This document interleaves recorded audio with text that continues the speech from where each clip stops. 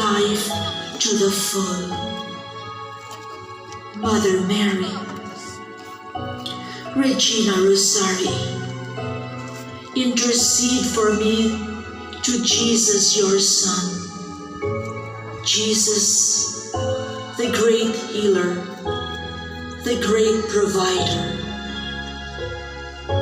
Amen. Please raise your hands at kung meron po kayong mga religious items na gustong ipa-bless, pakilabas na rin All po. the ladies waiting on top of the hill. She's calling for us all together so near. Regina Rosari, please reign in our country. Please reign in our hearts, and don't ever depart.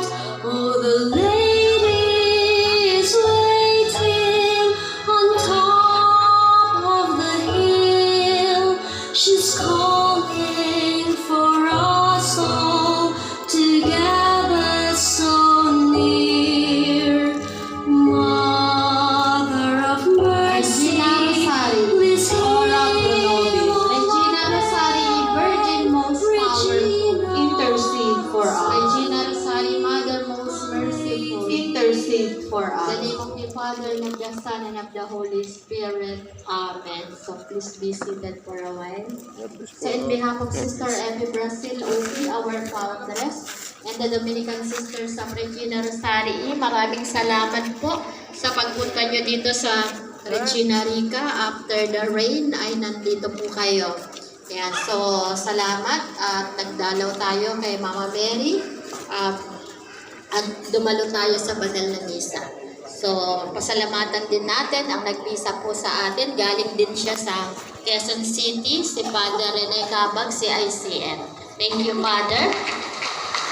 At salamat din sa lahat ng tumutulong dito sa misa. Andyan po yung mga lay ministers ng St. Martin of Tours at ang mga lectors and commentators po natin, no? And yung ating mga altar servers, yung ating mga Rosarica, Regina Rosari Service Assistants, yung mga DIBA, Dominican Inspired Volunteers Association, yung mga employees din natin dito sa chapel, yung ating mga youth greeters at siyempre yung ating Regina Rica Choir. Palakpakan natin sa